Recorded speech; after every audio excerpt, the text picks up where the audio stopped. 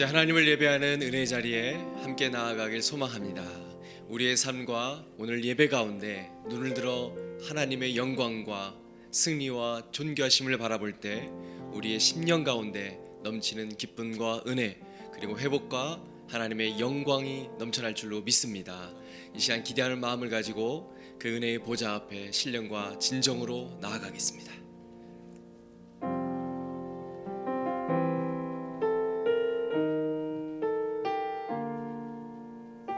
이 시간 높으신 우리의 구원자 메시아 우리 주님을 함께 찬양하며 나아가겠습니다. 당신은 영광의 왕, 당신은 영광의 왕, 당신은 평강의 왕, 당신은 하늘과 땅의 주, 당신은 정의의 아들, 천사가 무릎 꿇고 예배하고 찬송하는 영원한 새벽 말씀, 당신은 예수 그리스도 주. 호산나 호산나 다윗의 자손께, 호산나 불러 왕 중의 왕, 높은 하늘의 영광을 예수 주의 신하네.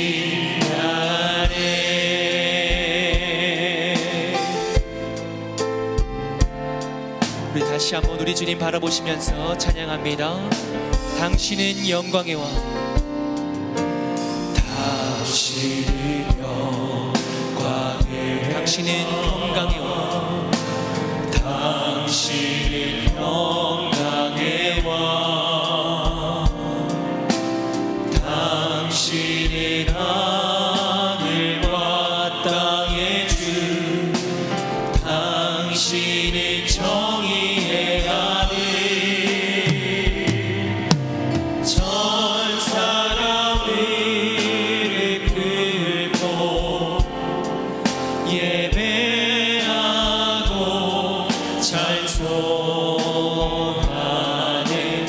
영원한 새벽 말씀, 당신은 예수 그리스도 주. 호산나 다윗의 자손, 호산나 다윗의 자손께,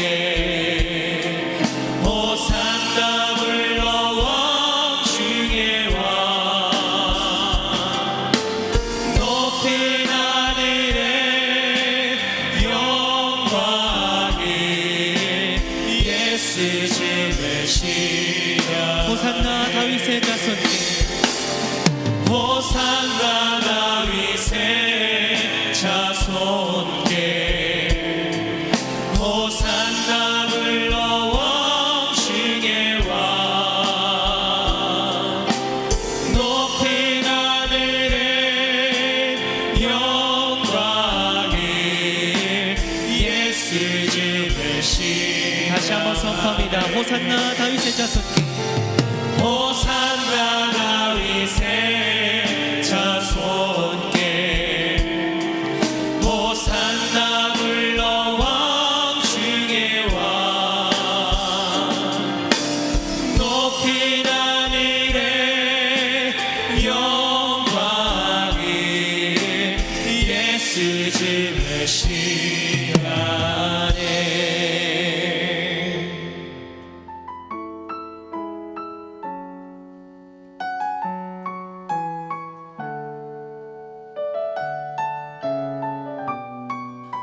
십자가를 질 수 있나?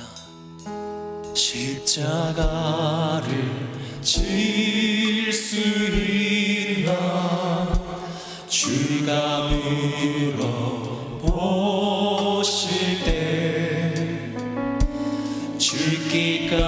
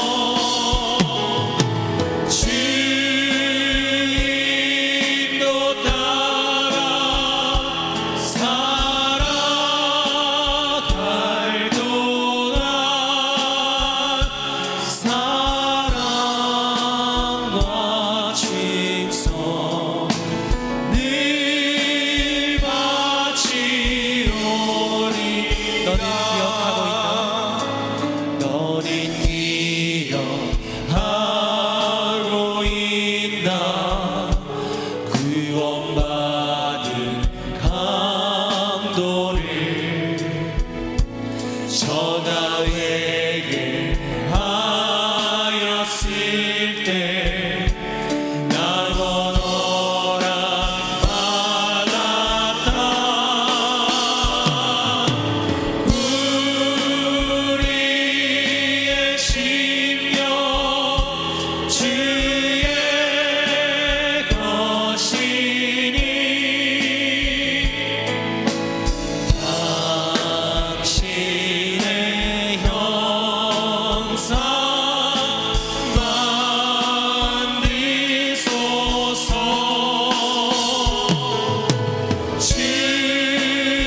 주인도 따라 살아갈 동안 사랑과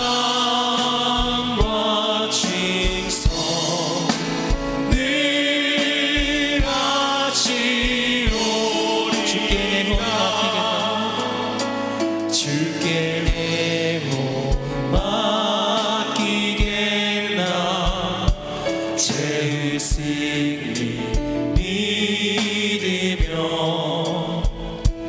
걱정 근심 얻은 그는 너를 불러. 4절 찬양입니다. 이런 일 다 할 수 있나 이런 일 다 할 수 주가 물어보시나 주가 물어보실 때 용감한 자의 날처럼 선뜻대나 하리라. 우리의 심령 주의 것이니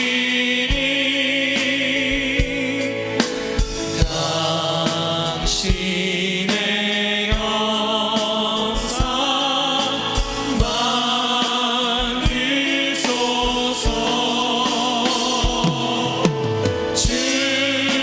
주인도 따라 살아갈 동안 사랑과 칭송 늘 바치오리. 힘차게 고백하겠습니다. 우리의 심령 주의 것이.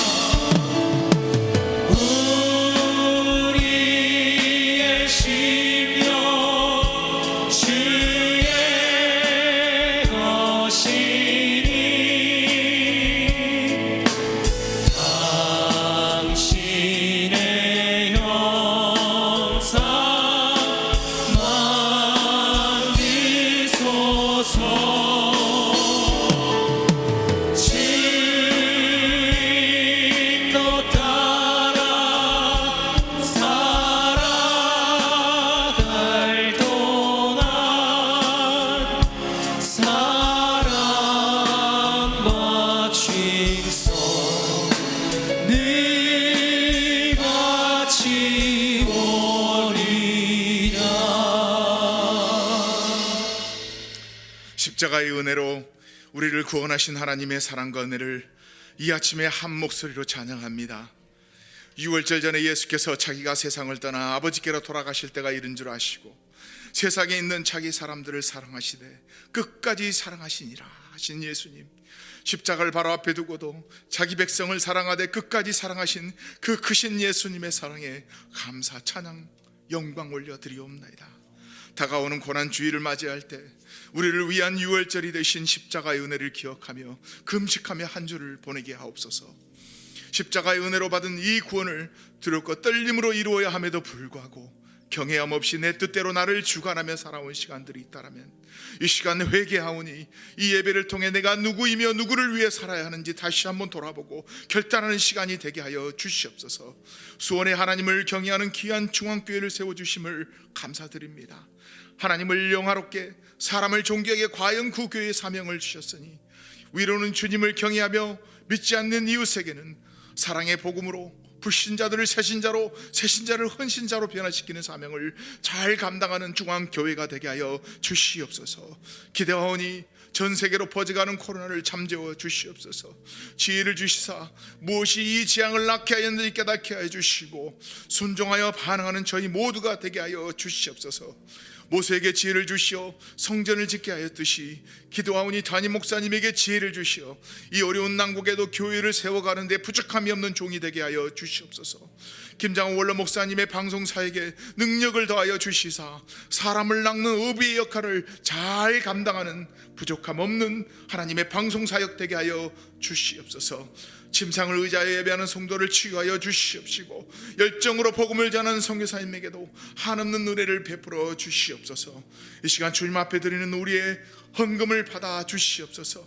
주님에게 드려진 오병이어가 수만 명을 먹이셨던 것처럼 이 헌금이 주님에게 들려질 때 수많은 영혼들이 구원을 받고 회복을 경험하는 은혜의 시간이 되어진 줄 믿사옵나이다. 이 시간 단위에 서실 담임 목사님을 위해서 기도하오니 전해진 말씀이 시냇가의 물과 같이 흐르게 하사 말씀을 듣고 먹는 자마다 소생하고 성숙하는 귀한 역사가 있게 하여 주시옵소서. 예수 그리스도 이름으로 기도하옵나이다. 아멘.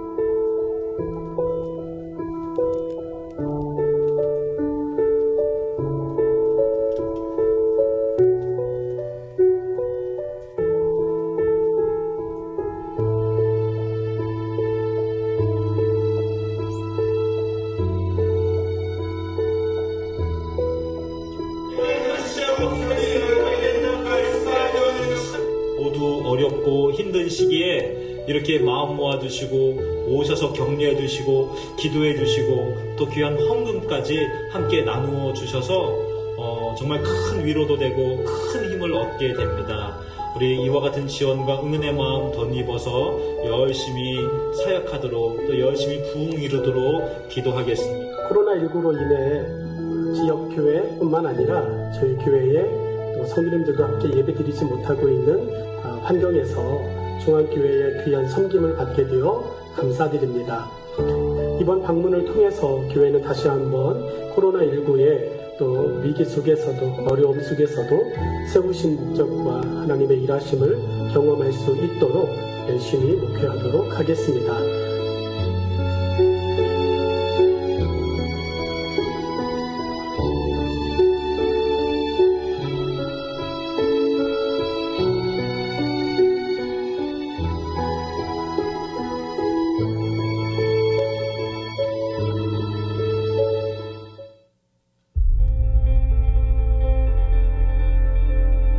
움츠렸던 생명들이 살아나는 봄.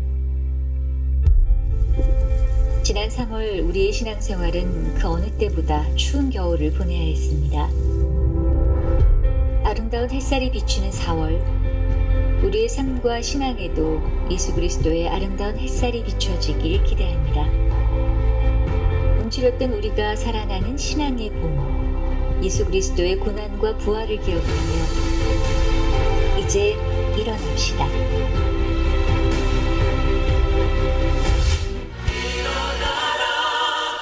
고난주간 새벽 기도회를 통해 예수 그리스도의 고난을 묵상합니다.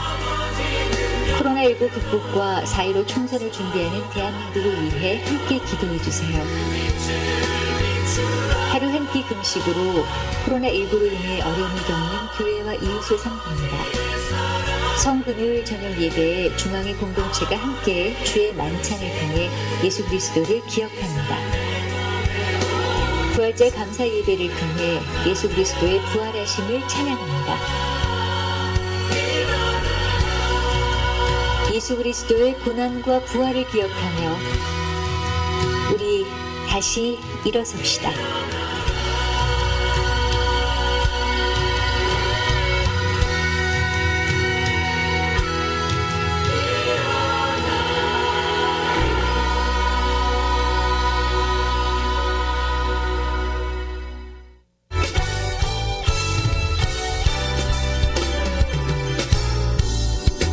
예수님의 십자가 고난을 기억하는 고난주간 특별 새벽 기도회가 내일부터 5일간 진행됩니다. 나를 위해 십자가에 달리신 고난의 의미를 묵상하고 부활의 능력을 힘입어 메마른 심령이 회복하는 시간이 되기를 소망합니다. 특별히 10일 금요 성령 집회는 성금요일 예배로 드려지며 주의 만찬과 함께 진행됩니다. 안전거리 유지를 위해 참석하실 분들은 담당 교구 목사에게 전화와 문자로 신청하시기 바랍니다. 은혜의 자리를 사모하여 함께 예배하기 원하는 중앙의 모든 성도님들을 추천합니다. 해피 이스터, 예수 그리스도의 부활을 찬양합니다. 코로나19의 어려운 상황 속에서도 우리 가운데 소망이 있음은 모든 사망 권세를 이기고 다시 사신 예수 그리스도가 우리의 주인 되시기 때문입니다. 2020년 부활절 감사 예배는 1부부터 5부까지 나누어 진행합니다. 화면에 안내되는 교구별 예배 시간을 확인하시고 참석하기를 권장하오니 안전거리 유지를 위해 참석하실 분들은 담당 교구 목사에게 전화와 문자로 신청하시기 바랍니다. 예수 그리스도의 부활의 소식이 움츠렸던 우리의 마음을 따뜻하게 누리는 은혜의 시간이 될 줄 믿습니다. 박희준 집사 조상희 목사의 아들 박상준 군과 중앙교회 강현구 박명숙 집사의 딸 강지영 양의 결혼식이 있습니다. 이달의 추천 도서는 브루스 윌킨슨의 걱정과 불안에서 자유하게 하는 기도입니다. 이 책은 걱정과 불안이 그리스도인에게 왜 중요한 주제인지를 설명하고 진리와 사랑으로 평안을 지키는 믿음의 원리를 가르쳐줍니다. 할렐루야. 종려주일 2부 예배에 함께하고 계신 중앙의 성도님을 주의 이름으로 환영합니다. 성도의 삶과 가정 가운데 하나님의 은혜와 사랑이 가득하기를 축복합니다. 우리 옆에 함께 예배하고 계신 분들과 함께 인사하겠습니다. 반갑습니다. 사랑합니다. 축복합니다. 한 번 더 인사할 때 예수님의 이름이 소망입니다. 오늘은 종려주일로 또 금주는 고난주간으로 지킵니다. 우리 한 주간 하루 한 끼 우리 금식을 통해서 코로나19로 인해 어려움을 당한 우리 교회와 이웃을 섬기려고 합니다. 귀한 일에 동참해 주시기 바랍니다. 예배 관련하여서 한 번 더 말씀드리겠습니다. 고난주간 특별 새벽 기도회가 내일부터 금요일까지 진행되는데요. 예수님의 행적을 따라서 우리의 삶을 돌아보며 뜨겁게 기도하는 한 주간 되기를 원합니다. 특별히 4월 10일 금요 성령 집회 8시 30분인데요. 성금요일을 기념하며 주의 만찬과 함께 진행합니다. 참석하실 분들은 교구 목사님들에게 안전거리 유지와 예배 준비를 위해서 미리 신청해 주시기 바랍니다. 부활주일 안내입니다. 수원시 부활절 새벽 연합 예배가 오전 5시에 수원 순복음교회에서 있습니다. 이번에는 각 교회 대표되는 분들만 모여서 작은 규모로 드릴 예정인데요. 우리 담임 목사님께서 말씀을 전해주시고 중앙여성중창단이 찬양으로 섬겨주십니다. 유튜브에서 수원 순복음교회로 들어오시면 인터넷 생방송으로도 참여하실 수 있습니다. 우리 교회 부활절 감사 예배를 한 번 더 안내해 드리겠습니다. 다음 주는 1부에서 5부까지 예배 드리는데요. 인원이 한 번에 몰리는 것을 분산하기 위해서 교구별로 편성했습니다. 1부 예배는 5대, 9대, 11대 교구 그리고 장로회와 모든 교구 리더, 2부는 2대와 10대 교구 광교 중앙 성도, 3부는 3대, 4대, 7대 교구, 4부는 청년들이 드리고요. 5부는 1대, 6대, 8대 교구. 특별히 5부 예배는 7시 예배가 아니라 4시에 드립니다. 꼭 기억해 주시고요. 예배에 참석하실 분들은 사전에 담당 교구 목사님에게 전화나 문자로 신청해 주시면 우리 안전거리 유지에 도움이 될 것 같습니다. 우리 시간에 반가운 우리 분 소개해 드리겠습니다. 중앙교회가 2016년 8월에 몽골로 파송한 임철승 선교사 가정이 안식년을 맞아서 3월에 우리 한국에 입국해서 오늘 2부 예배 함께 참여하고 있습니다. 또한 우리 강대호 선교사님 가정도 함께 예배드리고 있는데요.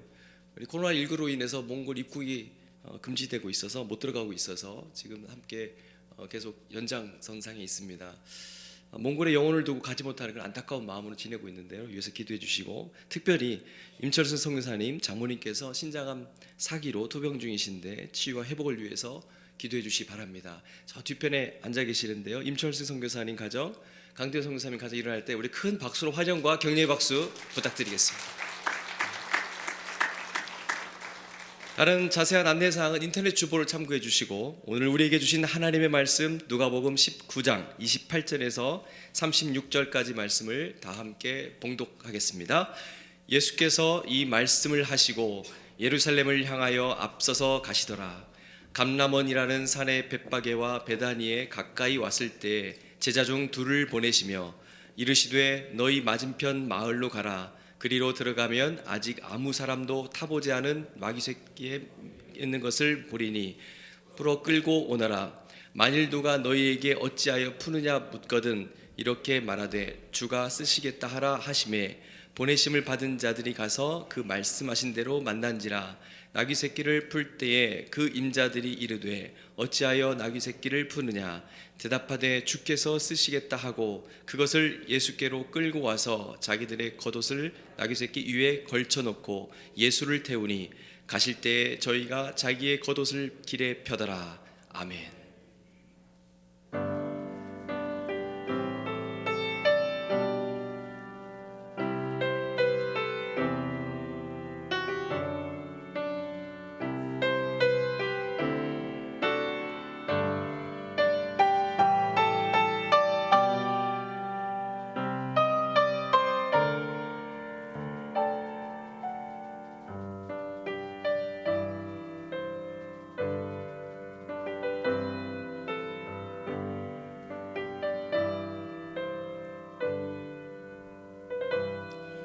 수많은 무리들 줄지어 그분을 보기 위해 따르네.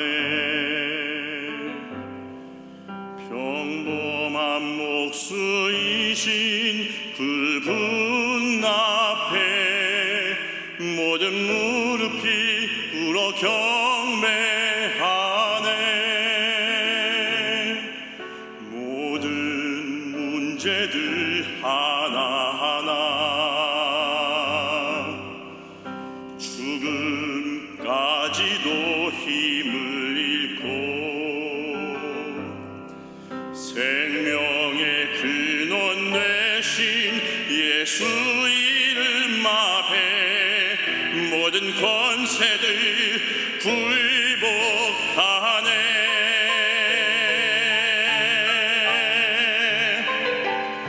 예수 이름 높이세. 능력의 그 이름 예수 이름 높이세. 구원의 그 이름 예수 이름을 부르는 자 예수 이름을 믿는 자 예수 이름 앞에 나오는 자 복이 있도다.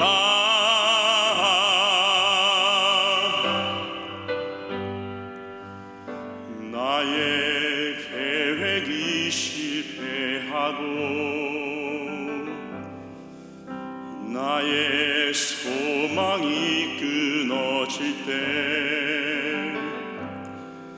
삶의 주관자 되신 그분 앞에 나의 무릎을 꿇어 경배하네. 나의 삶을 그분께 맡길 때 비로소 나의 마음 평안해. 구원의 만석 되신 예수의 이름을 소리 높여 찬송하네.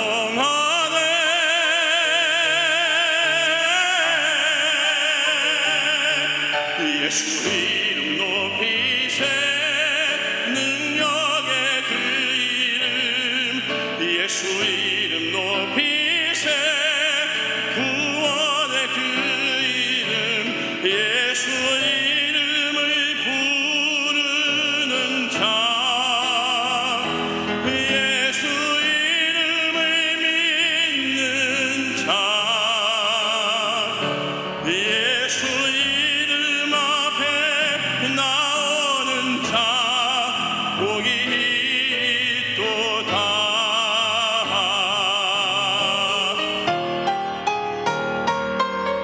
예수 이름 높이세. 능력의 그 이름 예수 이름 높이세. 구원의 그 이름 예수 이름을 부르는 자 예수 이름을 믿는 자 예수 이름 앞에 나오는 자 복이 있도다.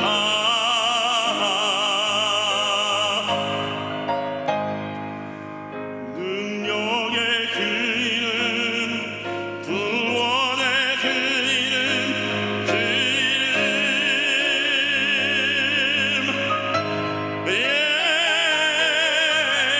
예수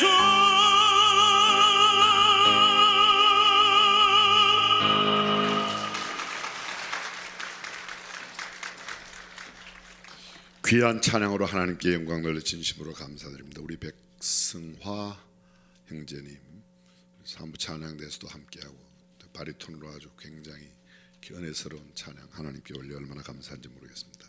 살다 이런 일 다 보는데 우리가 흔히 쓰지 않는 말이지만 정말 그런 일을 경험했습니다. 오늘 아침에도 뉴스가 나왔습니다만 헨리 키신저가 이번 팬데믹 코비드-19 이후에 세계적인 유행병 코로나19 이후에 아마 세계 모든 질서가 완전히 재편될 거라고 하는데 아마 그렇게 되리라고 저도 생각이 되어집니다.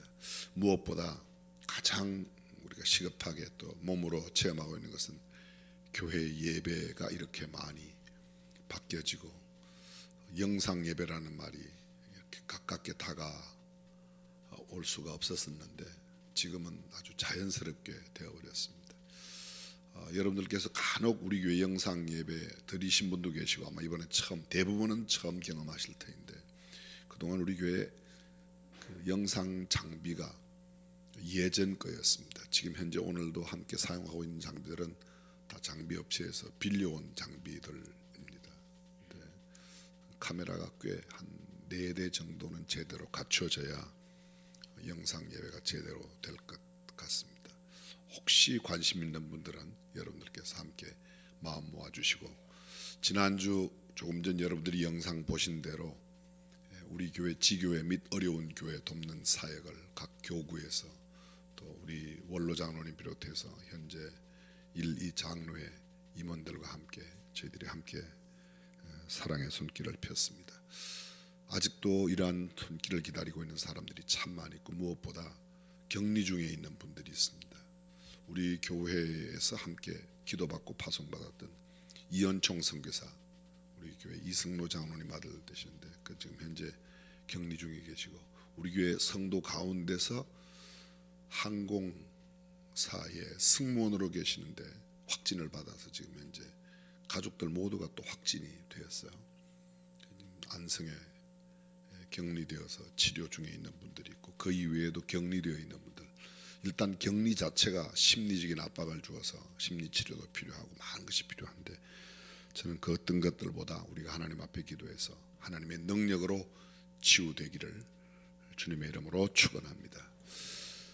지금도 영상으로 예배 드리시는 분들 또 오늘 함께 예배 참여하신 분들 모두에게 하나님의 크신 은혜와 평강이 함께 하시기를 바랍니다. 제가 하나님 말씀 나누기 전에 여러분이 잘 아시는 대로 이제 제21대 대한민국 국회의원 선거가 4월 15일 날 있어서 오늘을 빼면 9일밖에 남지 않았습니다. 금주 금요일 토요일에 사전 투표가 있고 선거 당일은 4월 15일입니다. 아무래도 당일날 좀 밀리지 않을까 생각이 드는데 여러분들 투표 꼭 해주시기를 첫째로 부탁을 드리고요. 투표를 해서 우리의 의사를 반영하는데 오늘 교회에서 만든 주보 뒷면 교회 홈페이지에도 모두 올려놓았습니다. 지난주 미래목회 포럼에서 이런 후보를 선택했으면 좋겠다 하는 기준을 저희들이 기도하고 또 고민하고 짜서 함께 발표했습니다. 지금 SNS를 통해서 전국에 또 전국 교역자들 우리가 갖고 있는 한 20만 명 이상 되는 분들에게 저희 다 발송하고 그 이외에 신문에도 또 일반 다른 언론 기관에도 많이 보도가 되었습니다. 지난주 국민일보에도 내용을 저희들이 광고하였고 했는데 첫 번째 생각이 올바른 가치관의 사람, 두 번째 삶이 뒷받침하는 사람, 마지막으로 능력 있고 실력 있는 하나님의 사람. 무엇보다 가장 소중한 것은 성경적 가치관, 기독교적인 세계관을 가지고 있는 사람들. 성경이 명백하게 거절하고 있는 것들을 자기의 정치 소신으로 펴는 사람들은 우리는 찍지 않아야 됩니다. 누구를 찍어라 누구를 찍지 말라 그러면 이게 법에 걸리고 이런 생각을 갖고 있는 사람은 찍으면 안 된다. 이런 생각을 갖고 있는 사람들을 찍어야 된다. 이렇게 되는 것은 허용이 된다고 아주 친절하게 저한테 알려주어서 제가 누구 찍으라 소리는 아무도 안 했죠? 예, 그렇게 은근히 제가 잡혀가기를 또 기다리는 사람도 계신 것 같은데 그런 거 상관없이 우리는 성경적 가치관이 가장 중요한 절대 가치라고 믿습니다. 여러분들께서 꼭 함께 해주시기를 부탁드리고 우리 교회에 소속되어 계신 분들 특별히 기도 많이 해주시기를 부탁드립니다. 이번에 선거가 여러분 대통령은 임기 5년 동안 대통령령을 만들 수 있어요. 국회의원은 임기 4년 동안 국가의 법을 만들고 그 법은 만들면 국회의원이 세상을 떠나도 그 법이 개정되지 않는 한 국가는 그 법에 의해서 움직여집니다. 그래서 국회의원이 얼마나 중요한지 모르고 그들이 정말 민생을 위한, 나라와 국민을 위한 법을 만들지 못하면 굉장히 어렵습니다. 우리 지금 갖고 있는 대한민국의 헌법이 주장하고 있는 그런 나라의 정체성과 생각들, 사상들, 이념들, 이런 것들 잘 기억하고 여러분들께서 기도하시는 가운데 정확하게 또 투표해 주시기를 부탁드리겠습니다. 이만큼만 말씀을 드리고 오늘 누가복음 19장 28절 이하 말씀을 중심으로 나귀 새끼와 그 임자들, 그냥 쉽게 별다른 의미를 제공하지 않고 그렇게 붙였습니다. 사순절의 마지막 주간, 고난주간이 시작되는 종려주일입니다. 이 종려주일에 관한 기록은 사복음서 기자가 모두 기록했습니다. 오늘 본문 누가복음 19장 28절 이하에도, 또 마태복음 21장에도, 마가복음 11장 1절 이하에도, 그리고 요한복음은 12장 12절부터 기록하였습니다. 고난주간을 거치지 않고는 부활주일이 절대 오지 않습니다. 고난주간을 건너뛰고 부활은 있을 수가 없습니다. 조금 의미 있게 표현하면 고난 없이 부활의 영광은 없다. No cross, no crown. 자주 아마 들었던 말입니다. No pain, 고통 없이 no victory. 승리가 있을 수 없다는 겁니다. 고난주간, 부활의 승리에 이르는 과정이라는 것이죠.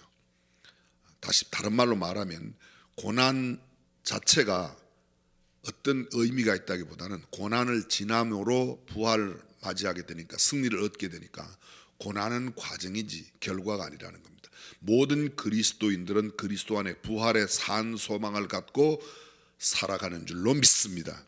그런데 이 고난 없이는 결코 부활이 없으니까 고난은 과정으로 생각해야 돼요. 우리가 코로나19가 생기면서 이 또한 지나가리라, 지나갈 겁니다.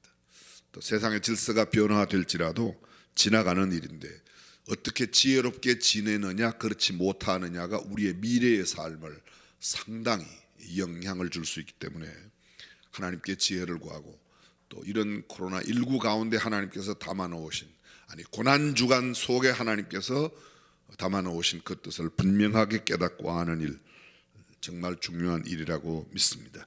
예수께서 십자가를 지시기 전 마지막 지킨 주일이고, 마지막 이 땅에서의 유월절을 드시면서 지킨 절기가 바로 이 종려주일입니다.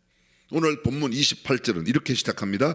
예수께서 이 말씀을 하시고, 이 말씀 바로 본문 직전에는 문화의 비유가 나옵니다. 문화의 비유.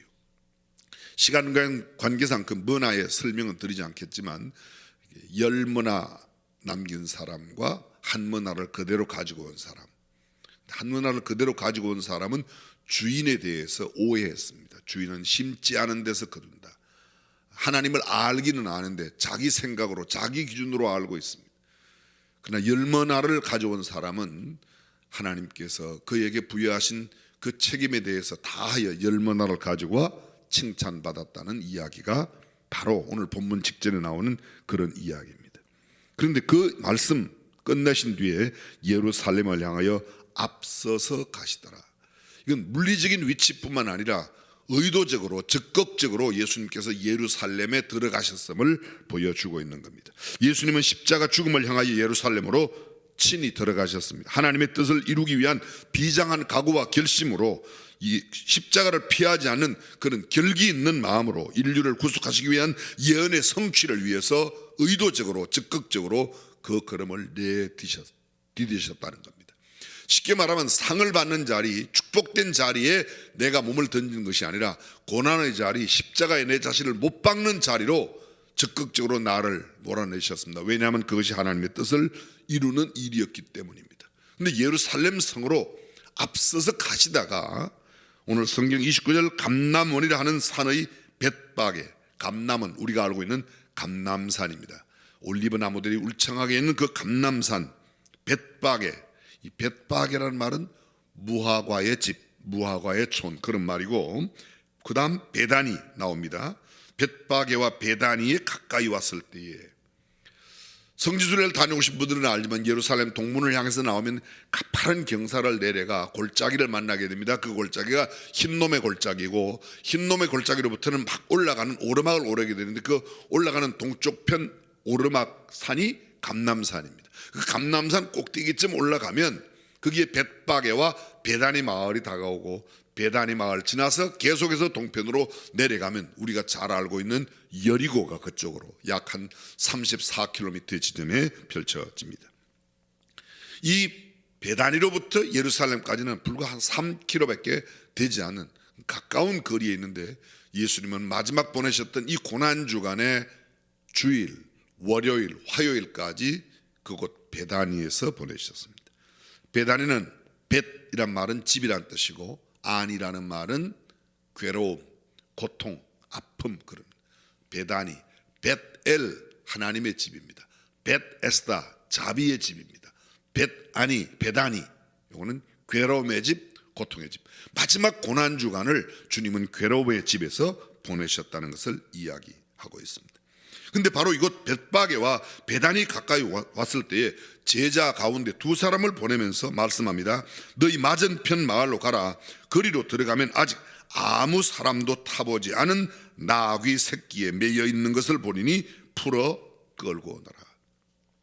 마태복음과 마가복음에는 나귀와 나귀 새끼가 함께 매여 있다고 표현하고 있고, 그것을 끌고 오라. 근데 누가는 굉장히 상세하게 기록하고 있습니다. 매여 있는 나귀 새끼를 풀어서 끌고 오라고. 만일 누가 너희에게 어찌하여 푸느냐 묻거든 주께서 쓰시겠다고 대답하라고 합니다. 보내심을 받은 두 제자들이 그곳에 가서 말씀하신 대로 그 나귀 새끼가 매여 있는 것을 보았습니다. 그리고 그 매여 있는 나귀 새끼를 풀 때에 그 임자들이 이르되, 다른 성경에는 요 표현은 없습니다. 그냥 주가 쓰시겠다 하니 보냈더라. 그런데 누가는 특별히 임자들이라고, 이 나귀 새끼가 한 사람의 소유가 아니라 적어도 2명 이상의 공동 소유했다는 사실을 구체적으로 짚고 있습니다. 나귀 새끼를 풀 때 그 임자들이 이르되 어찌하여 나귀 새끼를 푸느냐 대답하되 주께서 쓰시겠다 하고 그것을 예수께로 끌고 와서 자기들의 겉옷을 나귀 새끼 위에 걸쳐놓고 예수님을 태우니, 가실 때에 저희가 자기의 겉옷을 길에 펴더라. 이미 감람산에서 내려가는 편까지 가까이 오심에 제자의 온 무리가 자기의 본 바 모든 능한 일을 인하여 기뻐하며 큰 소리로 하나님을 찬양하며 가로되 찬송하리로다. 주의 이름으로 오시는 이여 하늘에는 평화요 가장 높은 곳에는 영광이라고 표현합니다. 매여 있는 나귀 새끼, 아직 아무것도 타보지 않은, 다시 말하면 길들여지지 않은 나귀 새끼, 그 어떤 사람이 탈 수 있는 안장이나 그런 도구들이 준비되어 있지 않는 그냥 태어난 그대로 자라난 나귀 새끼, 좀 심하게 표현하면 야생 나귀 그대로를 예수님은 끌고 오라고 말씀하셨고 그것을 타십니다. 그리고 예수님께서 이 나귀 새끼를 타고 들어가신 내용을 구약 성경 스가랴 선지자가 예언을 했습니다. 스가랴 9장 9절입니다. 시온에 따라 크게 기뻐할지어다. 예루살렘의 딸이 즐거이 부를지어다. 보라, 내 왕이 내게 임하나니 그는 공의로우며 구원을 베풀며 겸손하여서 나귀를 타나니 나귀의 작은 것 곧 나귀 새끼니라. 하나님은 독생자 예수 그리스도를 이 땅에 보내어 마지막 죽음의 길로 걸어가시는 그날에 가장 겸손한 모습으로, 여러분 우리가 알고 있는 상식으로 따져보면 당시에 왕들이나 전쟁에 이겨서 개선하는 장군들은 모두 말을 타고 대단한 웅장한 모습으로, 근데 만왕의 왕이신 예수 그리스도는 마지막 왕으로서의 그 직무를 감당하시는, 대제사장의 직무를 감당하시는 예루살렘 성에 입성하여 들어가실 때에 나귀 새끼를 타고 들어가셨다는 겁니다. 왜 그러셨다고요? 주님은 겸손하셔서. 제가 나귀에 대해서 조사를 조금 해보았더니 이 나귀가 보통이 아니더라고요. 나귀의 역사는 구약 창세기 때부터 이미 시작되었습니다. 여러분이 잘 아시는 아브라함이 애굽에 내려가 자기의 아내를 누이라고 하였다가 그것에서 아내를 빼앗겼다가 되찾게 됩니다. 그때 애굽의 왕이 아브라함에게, 애굽의 바로 왕이 아브라함에게 많은 소와 나귀를 주었다. 나귀라는 표현이 그곳에부터 나오고 있습니다.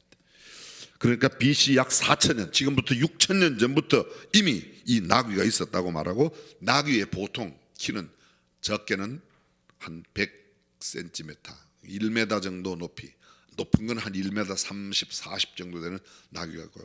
보통의 나귀는 한 100kg 정도 큰 나귀가, 아주 큰 나귀, 덩치 큰 나귀는 한 350kg에서 400kg 정도 나가는 그런 나귀도 있다고 말합니다. 나귀는 임신 기간이 상당히 길어요. 임신 기간이. 여러분 혹시 아십니까? 말은 임신 기간이 얼마죠? 말은 300일.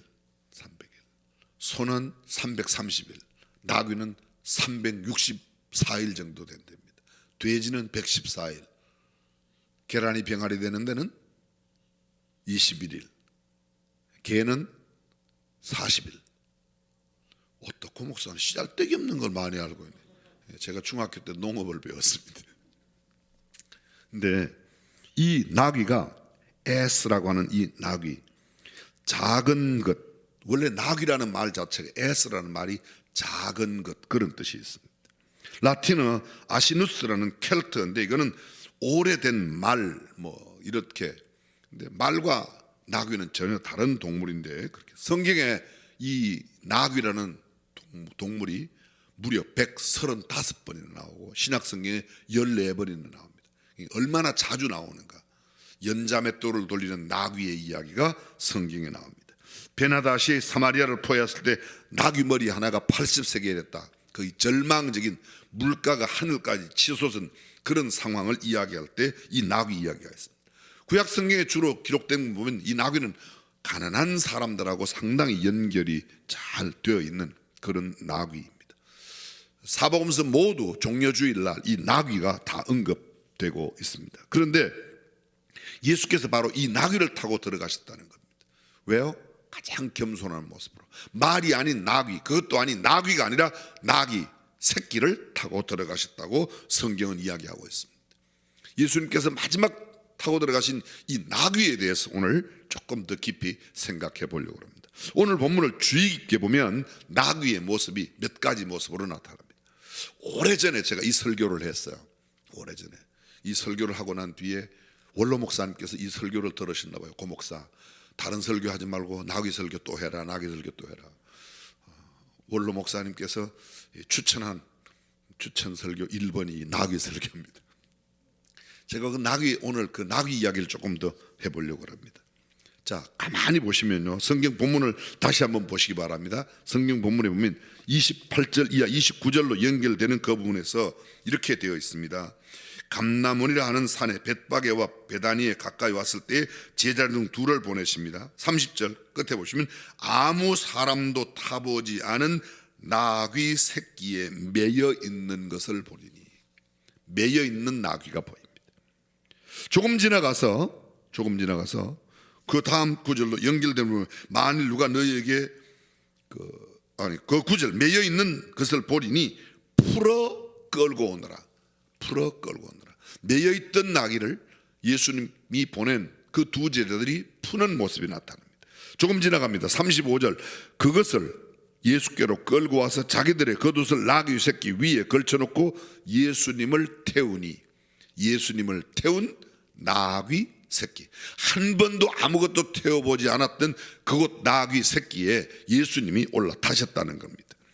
그 다음 계속해서 37절과 38절로 연결됩니다. 온 무리가 자기의 본바 모든 능한 일을 인하여 기뻐하며 큰 소리로 하나님을 찬양하며 가로되 찬송하리로다. 주의 이름으로 오시는 왕이여, 하늘에는 평화요 가장 높은 곳에는 영광이로다.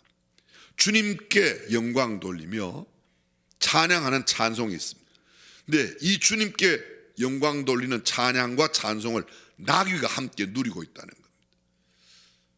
자주 말씀드리지만 나귀가 사람의 겉옷으로 포장된 길을 걷고 있습니다. 수많은 사람들이 종려나무 가지, 이 승리의 입성이라고 부르는 이유가 바로 종려나무 가지를 흔들고 사람들이 연도에 환호하는 그것을 보고 개선 장군이 들어올 때 환호합니다. 왕이 들어올 때 그들이 환호해. 그때 그들이 종려나무 가지를 꺾어 흔들었습니다. 예수님은 나귀를 타고 들어오는데 사실은 어울리지 않죠. 말을 타고 장엄하게 들어오거나 아니면 황금마차를 타고 들어와야 될 터인데, 만왕의 왕께서 가장 초라한 나귀 새끼를 타고 지금 들어오십니다.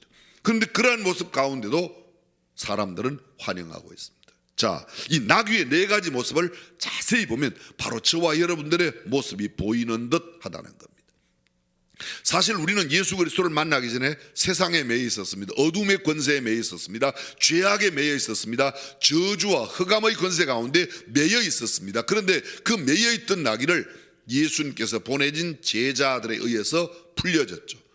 누군가 나를 구원해 주신 구원의 원 주체자는 주님이시지만 나를 주님께로 인도한 사람 그 제자들이고, 나를 매여 있는 것으로부터 풀어주신 분은 우리 주님이신 줄로 믿습니다. 매여 있는 나귀가 풀림을 받을 때 정말 기쁘고 즐거웠을 겁니다. 이제는 자유함을 얻는다, 이제는 해방을 얻는다. 매여 있다가 어린 새끼의 나귀가 매여 있다가 풀려질 때, 그런데 풀려진 것만으로 끝나지 않습니다. 우리가 구원의 감격을 갖는 것은 매우 중요한 일이지만, 구원의 감격으로만 신앙생활하는 것이 아니라 때로는 예배당 안에서, 아니 주의 일을 감당하며 무거운 사역의 짐을 질 때가 있습니다. 마치 예수님을 등에 태운 이 나귀 새끼처럼 힘들고 어려운 일. 이미 말씀드렸습니다. 이 벳박의 언덕으로부터 시작해서, 베다니 마을로부터 시작해서 예루살렘으로 들어가는 가파른 경사길을 내려가고 가파른 경사길을 올라가야 예루살렘 성 안에 들어갈 수 있습니다. 등에 짐을 싣고 가파른 길을 내려가는 게 쉽지 않습니다. 올라간다는 것 여간 어려운 일이 아닙니다. 어쩌면 정말 힘들고 다리가 부러지는 것 같고 물렁뼈가 어스러지는 것 같은 고통이 있었을 겁니다. 그런데 만약에 힘들고 어렵다고 이 나귀가 발을 구부리면 등에 태운 예수님께서 떨어지십니다. 우리가 이 점을 기억할 필요가 있습니다. 우리에게 주어진 일이 때로 힘들고 어려울 수 있습니다. 하나님께서 나를 어여삐하게 맡겨주신 것. 그런데 사실은 생각해보면 이 나귀는 만왕의 왕이신 예수님을 등에 태우는 가장 영광스러운 일을 감당하는데, 이런 영광스럽지만 힘은 드는 거죠. 예수 그리스도가 우리에게 맡기신 직임을 감당할 때 짐도 가볍고 모든 하는 일도 즐겁고 그렇지는 않습니다. 굉장히 의미 있고 복된 일이지만 때로는 그 일이 우리에게 굉장히 무거울 수 있고 힘들 수 있다는 겁니다. 너희가 예수를 믿으면 힘든 일이 없어진다, 그런 게 아니라 힘들지만 의미 있는 일, 축복된 일인 줄로 믿습니다. 주님 앞에 쓰임받는 것 귀한 일이라고 믿으시면 아멘. 그러나 귀한 일은 귀한 일인데 힘들고 어려울 수 있습니다. 힘들지 않고 내가 노력과 내가 공을 들이지 않고 좋은 일이 생길 수는 없는 겁니다. 우리가 처음에도 이야기했습니다. 고통 없이 고난 없이 영광 없다, 그렇습니다. 의미 있는 그 사역에. 그런데 그 나귀가 걸어갑니다. 예루살렘 성에 향할 때 수많은 사람들이 겉옷을 폈습니다. 종려나무 가지를 흔듭니다. 나귀를 보고 하는 것이 아닌데 나귀가 마치 자기 보고 하는 것 양 생각하고 발을 들면 누가 떨어져요? 예수님이 떨어지게 되어 있습니다. 제가 읽은 책에 나오는 짤막한 이야기인데요, 어떤 신상을 조각한 상을 등에 실은 나귀가 동네 앞을 지나가고 있었답니다. 지나가는 많은 사람들 신의 모습을 보고 공손하게 그 신상을 보고 막 절을 하였는데, 나귀 앞에서 절을 하자 나귀는 사람들이 자기를 보고 절을 하는 줄로 알고 교만한 마음을 가졌답니다. 모두들 나를 이렇게 존경하며 절을 하고 있는데 나는 여지껏 내가 이렇게 위대한 존재인 줄 몰랐구나. 나귀가 그렇게 생각했습니다. 무척 지위가 높아 보이는 한 노인이 지나가다가 나귀를 보고 절을 했습니다. 주인보다 훨씬 훌륭해 보이는 어른이 절을 하는 것을 보자 나귀는 더욱 교만한 마음이 들었습니다. 아니, 우리 주인보다 저 사람은 더 높은데 나를 보고 절을 한다. 자기를 보고 한 게 아니고 그 나귀가 갖고 있는, 싣고 가고 있는 신상을 보고 절한 것인데, 세상 사람들이 이처럼 나를 존경하는데 이 무거운 짐을 지고 다녀야 한단 말인가? 그때 주인이 회초리로 나귀의 엉덩이를 세차게 쳤습니다. 꾸물거리고 있던 나귀가 어서 가자고 재촉하는 그런 매였는데 더욱 약이 오른 나귀 앞발을 들고 벌떡 곤두서면서 난리를 부렸습니다. 그러자 그 주인이 몽둥이를 들고 그냥 그 나귀를 내리쳤습니다. 나귀가 심하게 맞았습니다. 그때 나귀만 친 것이 아니라 나귀에게 이 주인이 말을 하는 겁니다. 이 바보 같은 나귀 새끼야, 사람들이 너 보고 절하는 줄 아냐? 너 싣고 가는 저 신상 보고 절하는 거야. 보니까 자기 보고 절하는 게 아닙니다.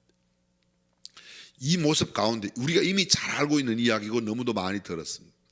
교회 내에 이런 사람이 있습니다. 특히 교회의 지도력을 가진 목사가, 사람들이 목사님 하니까 지가 예수님인 줄 알고 그러잖아요. 여러분 이 이야기 들어보셨습니까? 어떤 목사님이 천국에 갔대요. 그랬더니 이렇게 예수님이 너 왔냐 이러고 악수만 하더래. 장로님이 오시니까 벌떡 일어나서 장로님 막 환호더래요. 목사가 뭐 천국에서 이럴 수가 있냐.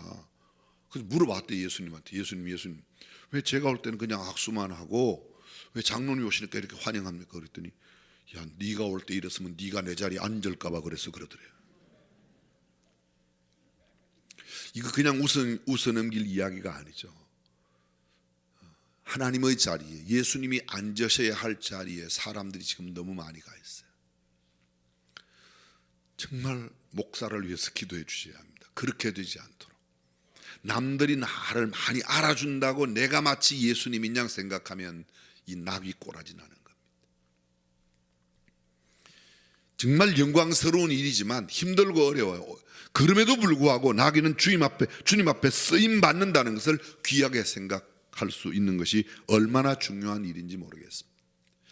자, 시간이 없습니다. 나귀 주인입니다. 나귀 주인. 여러분 저는 이 나귀 주인을 생각하면서 이런 생각을 했습니다. 주가 쓰시겠다고 하니 이 나귀의 임자들이 주었다는 겁니다. 이게 상식적으로 가능해요?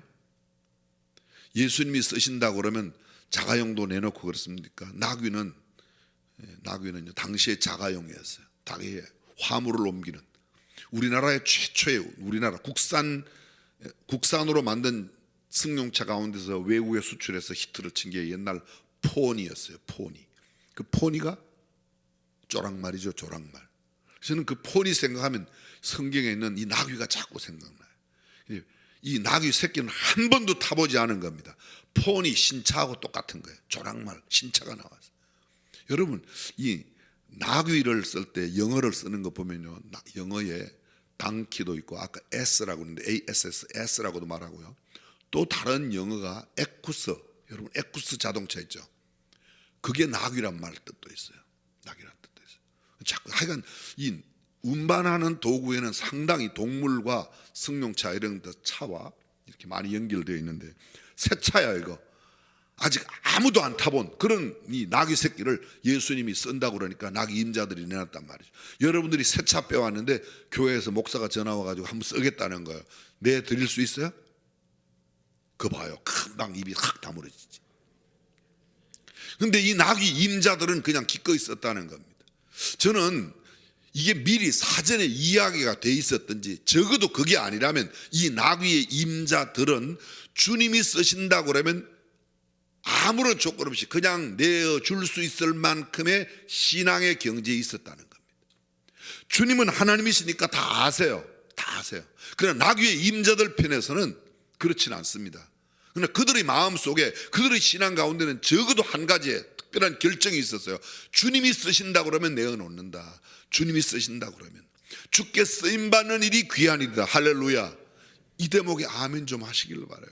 주님 앞에 쓰임받는 일이 귀한 일인 줄로 믿으시면 아멘. 정말 그렇습니까? 저는 가끔 신방하면서 이런 신방하면요, 목사님 오늘 이 집 짓고 목사님이 첫 손님이에요. 이 그릇 사고 첫 밥그릇으로 드립니다.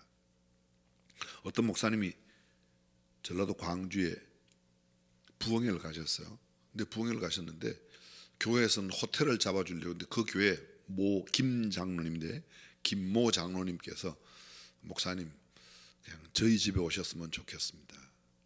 이분은 큰 대기업에서 은퇴하고 자기가 그 입에서 은퇴하면서 받은 퇴직금으로 목조 집을 아주 멋지게 근사하게 지었어요. 근데 아직 그 집에 아무도 들어가서 잔 적이 없는데 첫 손님으로 부흥사 오신 그 목사님을 모시겠다는 거예요.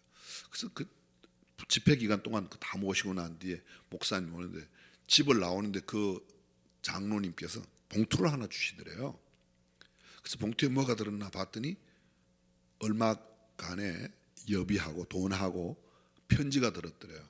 그런데 그 편지에 이렇게 쓰여 있더랍니다. 목사님께서 저희 집을 가장 먼저 사용해 주셔서 참 영광입니다. 너무 감사합니다. 감사합니다. 아마 우리 교회 성도들도 그런 분들이 꽤 많이 있으리라고 믿습니다. 아직까지는 쓰라고 저한테 이야기는 안 했는데 하여간 있으리라고 믿어요. 쓰임 받는 것을 귀하게 여긴다는 것이죠. 하나님 앞에 쓰임 받는 것을. 우리가 보통 이거 뭐 이렇게 왜 내 새 차를 쓰려고 그러냐, 아니면 왜 내 집을 쓰려고 그러냐. 우리 집이 소그룹 모임으로, 우리 교회로 말하면 목장 모임으로, 그런 모임으로 쓰임 받는 것 자체를 귀하게 생각해요. 이 나귀의 임자들은 생각, 주님이 쓰신다 그러면 언제든지 내어놓는다. 그러니까 제자들하고 상관없어요. 제자들이 나귀를 풀어가는데 왜 그러냐, 왜 남의 나귀를 푸냐, 주가 쓰시겠다. 혼자 것이 아닙니다. 그들은 적어도 2사람 이상의 것입니다. 그럼에도 불구하고 그들은 주님 앞에 쓰임받는 것을 귀하게 여겼다는, 사랑하는 성도 여러분, 저와 여러분들이 주님 앞에 쓰임받는 것을 귀하게 여기며 살아가는 성도가 될 수 있기를 주님의 이름으로 축원합니다. 많은 사람들이 내가 얻기 위해서, 신앙생활에도 내가 복 받기 위해서, 내가 무언가 얻기 위해서, 내 지위를 얻고 내 명성을 얻고 내가 무슨 부유함을 얻기 위해서 신앙생활을 하는 게 아니라 주께 쓰임받는 것 자체가, 여러분 생각해 보십시오. 대통령이 여러분에게 직임을 맡겨서 장관 자리 해주세요. 그러면 좋아요, 안 좋아요? 아예 그런 일이 없으니까 잘 모르죠. 김진표 장관님은 혹시 잘 아시겠죠. 무슨 자리 하나 맡으세요. 근데 나라님이, 대통령이 나를 귀한 자리 맡겨서 인정해서 그 자리를 맡겨도 귀한데, 하나님 앞에 쓰임 받는다는 것은 일국의 대통령이 아니라 온 우주 만물을 만드신 하나님이 나를 쓴다, 내 것을 이용한다고 하는 것은 더 큰 복이요 축복인 줄로 믿습니다. 쓰임 받는 것을 귀하게 생각해요. 단순한 그들의 순종이었지만 그것은 곧바로 성경의 길이 빛나는 하나님의 사람으로 하는 겁니다. 우리 시대에 너무 이기적인 물질 만능주의, 물질을 추구하는 그런 이 기복 사상이 많은 시대에 주께 쓰임받고 주께 사용되어진다는 것을 귀하게 여기며 신앙생활하고 살아가는 저와 여러분이 되시기를 주님의 이름으로 축원합니다. 말씀 정리해 보겠습니다. 우리는 나귀의 모습 가운데 어떤 모습인가를 생각해 보아야 합니다. 세상에는 아직도 주님을 만나지 못한 채 세상에 매여 어두움의 권세에, 흑암의 권세에, 지옥과 저주의 권세에 매여 살아가는 사람들이 많이 있습니다. 우리가 주님께서 우리를 보내셨는데 우리가 그들을 풀어주어야 하고, 풀어 주님 앞에 그들을 인도하고 주님 앞에 쓰임받는 깊은 경지에까지 영적인 성숙의 상태를 만드는 것이 참된 그리스도인이 해야 할 일인 줄로 믿습니다. 그리고 우리 자신도 하나님 앞에 귀하게 쓰임받는 하나님의 사람 되어 하나님께서 인정하시는, 하나님께서 축복하시는 아름다운 축복된 삶 되시기를 주님의 이름으로 축원합니다. 기도하겠습니다.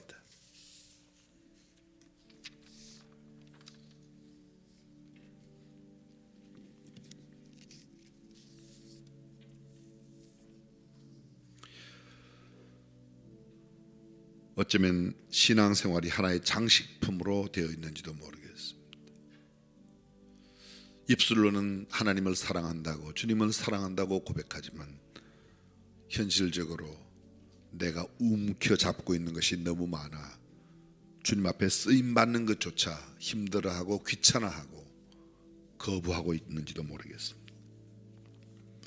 이 시간 자신을 생각하면서 잠잠히, 곰곰이, 깊이 주님 앞에 한번 돌아보았으면 좋겠습니다.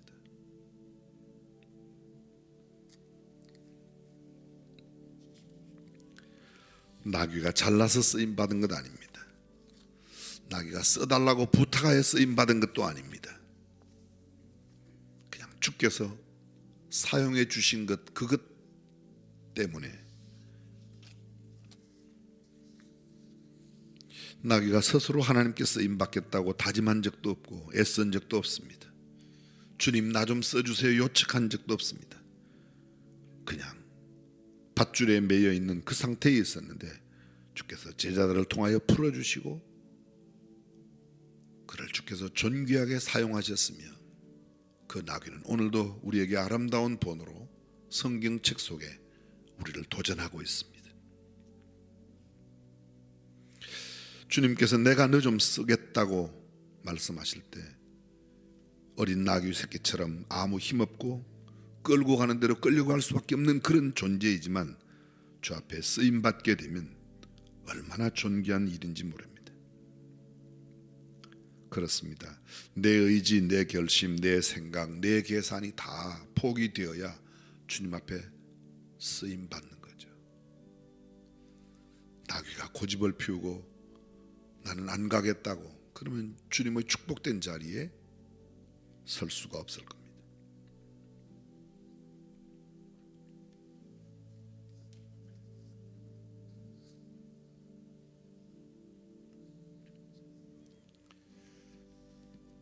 전능하신 우리 하나님,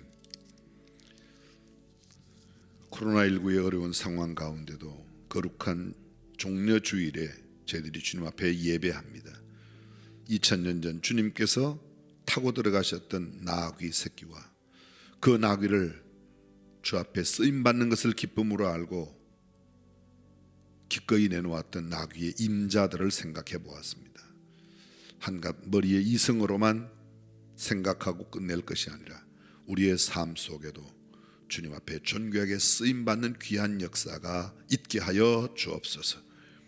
그것이 우리의 자랑이 되고 그것이 우리의 긍지가 되고 그것이 우리의 기쁨이 되고 그리고 주님과 함께 더불어 사는 것이 얼마나 귀한 일인 것을 우리의 삶에 큰 자긍심을 갖고 살아가는 성도가 되게 하여 주옵소서. 어지럽고 험난한 세상에 나가며 고난주간을 보내야 합니다. 하나님, 이 한 주간 동안에 주님의 고난을 깊이 묵상하고 우리도 짧게나마 적게나마 조금이라도 주님의 고난에 동참하며 주님의 영광스러운 부활을 맞이할 수 있도록 역사하여 주옵소서. 이제는 우리 주 예수 그리스도의 은혜와 하나님의 무한하신 사랑과 성령님의 감동 감화 교통 충만하심이 오늘 종려주일 주님께 예배드리는 모든 성도들, 특별히 어려운 가운데에도 영상으로 SNS로 인터넷을 통하여 예배드리는 성도들 주께서 이제로부터 영원토록 함께 계시기를 간절히 축원하옵나이다. 아멘.